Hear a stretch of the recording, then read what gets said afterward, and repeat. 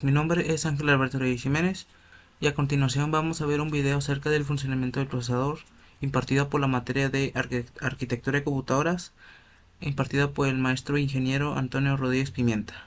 Bien, una vez dada esta pequeña introducción, vamos a proseguir a ver el funcionamiento del procesador. Como primer punto sería ver qué es el procesador. El procesador se considera como el cerebro del ordenador, es el componente encargado de la ejecución de las instrucciones de los programas. Todos los ordenadores tienen al menos un procesador.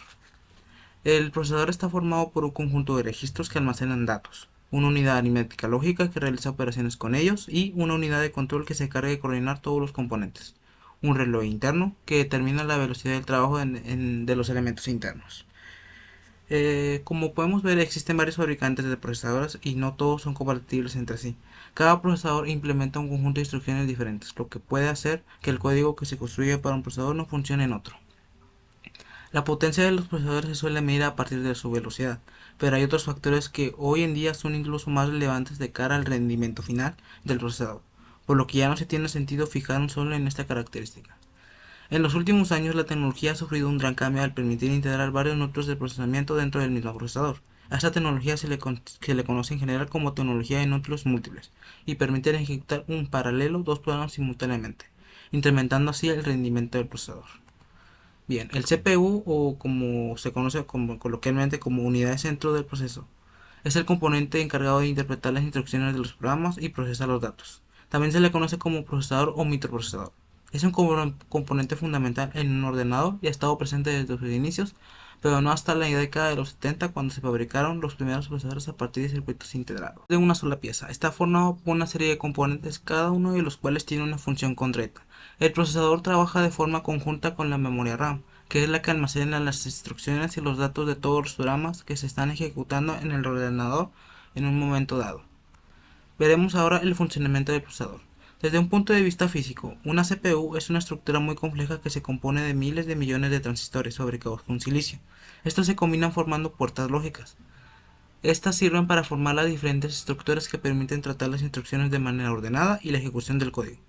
La velocidad de un procesador viene expresada en hercios, entre paréntesis gigahertz. Esto mide la cantidad de operaciones que la CPU realiza.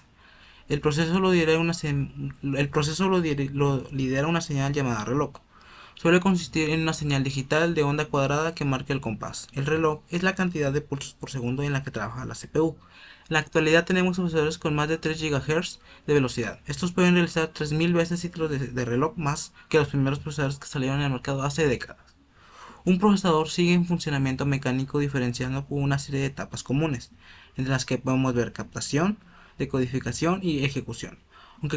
Aunque cada una de las arquitecturas ejecutan estas etapas de modo diferente, la intencionalidad general es siempre la misma. Además, los procesadores actuales pueden tener varios núcleos. Cada uno de los núcleos de la CPU es una CPU en sí misma. En un principio había un solo núcleo por procesador y este era único. Ahora vamos a ver algunos componentes del procesador. Un procesador está formado por una serie de componentes que trabajan de forma coordinada para ejecutar las instrucciones que forman los programas. Estos componentes son los siguientes. Unidad de interfase con el bus. Es quien recibe las instrucciones y los datos directamente de la memoria RAM a través del bus de sistema o Frontside Bus FSB. Número 2. Unidad de decodificación. Esta se encarga de codificar las instrucciones para determinar qué instrucción corresponde a la secuencia de bits que acaba de leer y saber de esta forma qué tiene que hacer el procesador con los datos leídos. Como tercer componente es la unidad aritmética lógica, entre paréntesis la ALU. En ocasiones las instrucciones requieren de la realización de algún cálculo. Este es el componente básico encargado de realizar operaciones matemáticas, como las aritméticas y lógicas con los datos. Como cuarto punto serían los registros.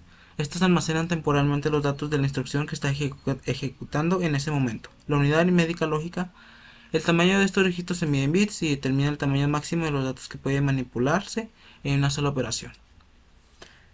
Como quinta opción o quinto componente es el reloj interno.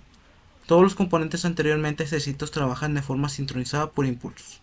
El reloj es el encargado de proporcionar los pulsos para que todos los elementos se sincronicen. Y como sexto punto sería la unidad de control UC. Es la unidad que coordina el funcionamiento de todas las anteriores, indicando quién es el turno de operar en cada instante. Y una vez visto esto, vamos a ver a continuación cómo se describe el proceso de ejecución de una instrucción empleando estos componentes. Aquí podemos ver los procesos de ejecución, que son 6. La unidad de interfaz con el bus lee la siguiente instrucción del programa y los datos asociados que llegan a través del FSB. Como punto número 2, la unidad de decodificación traduce la instrucción y se la pasa a la unidad de control para que se decida qué hacer con ella. Si la instrucción necesita ejecutar alguna operación matemática, se la pasa a la ALU. Y como cuarto punto, la ALU realiza la operación y deja el resultado en un registro.